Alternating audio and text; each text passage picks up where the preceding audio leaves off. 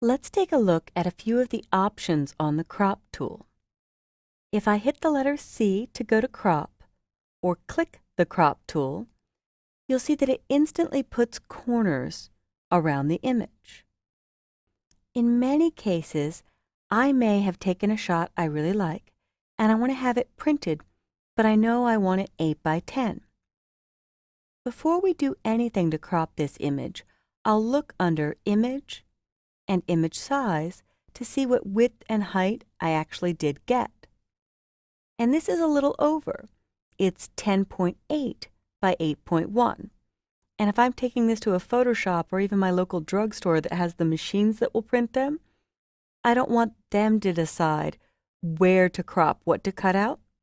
So I'm going to do it in advance. When I click OK, a lot of people would assume they could just type in 8 by 10. And for this image, it's really a landscape shot. So I'm going to do 10, and I hit Tab to jump over, by 8. And I can see what I need to compromise. I might want to keep the entire palm tree, so I'll move the image over until that fits. However, if I double-click to do the crop or press Return or Enter, and check Image, Image Size, it's not 8 by 10. Not really. It's a ratio that if I typed 10 now, it's exactly 10 by 8. So if you used one of those machines to print your own pictures, it would scale perfectly and you wouldn't have to sit there and fiddle with it or crop. But I'm going to hit Cancel and I'm going to undo the crop.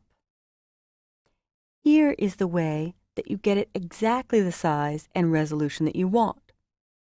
Most images need 300 pixels per inch for magazine quality, but a lot of those digital devices, like the ones at your local drugstore or Photoshop, only need around 225 pixels per inch, or maybe 150.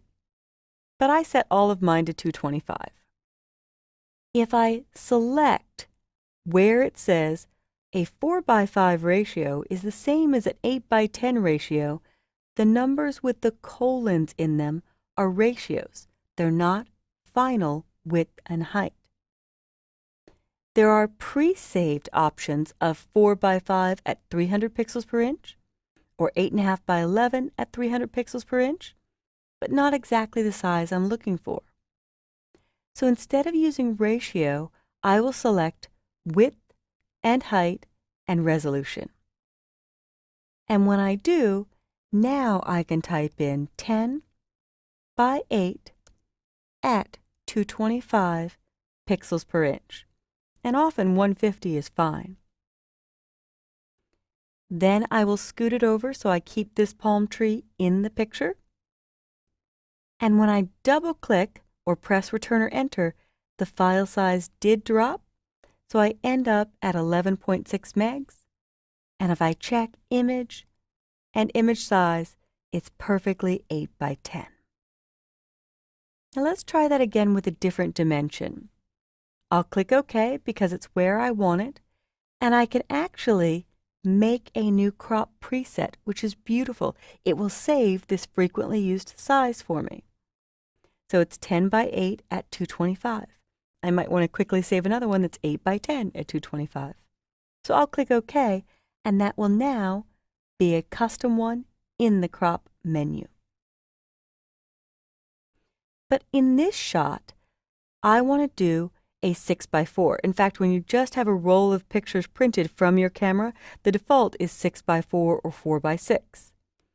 And again, if I were to choose one of the ratios, 4 by 6, which is also a ratio of 2 by 3, it fits pretty well, but I have to decide, do I want to keep more of the dress in the shot and cut close to her head, or do I want to balance in between? Ideally, I should be trying to get the focal point on her face. If you use the rule of thirds, the interesting areas should be at the intersection of these guides if you split the image into thirds, horizontally and vertically. So as I crop, I may shoot for that, but let's just keep it simple for this example. I've put in 4:6, but it's really 2:3. And I'm going to switch tools and don't crop. And before I do anything, I'll check image size. It's 9.7 by 16. So it's a very large image and I have room to work with. In fact, it's a 25 megabyte file. If I come back to the crop tool, it's still on my ratio of 4:6, and I'll just choose to crop it at the center. So I'll press Return or Enter, or double-click. Return brought up the crop bound. A double-click performed the crop, and now it only dropped to 23 megs. I didn't show you this earlier, but under image size, it went to 9.7 by 14, but it kept the same resolution, 240 pixels per inch. So I really only lost a little bit. It didn't end up at 4:6 or 2:3 because those are ratios, not dimensions. So I'm going to hit Cancel and undo the crop, and I will type in my own width and height and resolution. And I'm going to do 4:6 inches, a real dimension, at 225. And it's the same area I had before.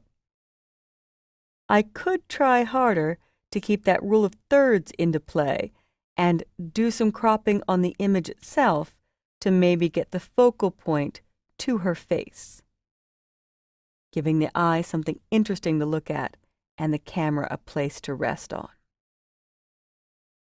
Now, when I double-click or press Return or Enter, the file size dropped all the way down to 3 megabytes. Every time you cut the dimensions in half, the width and height in half, the file size drops 4 times. So if I look at image size, it is exactly what I wanted, 4:6 at 225. And this is a frequent size for me. So if I click OK and go to this menu for the crop tool, I can make another new crop preset that is 4:6 at 225. So it's important to illustrate all the controls and preset options you have for the crop tool, but also the difference between ratios and actual width, height, and resolution values. So see what size you often end up printing and build a couple crop presets of your own.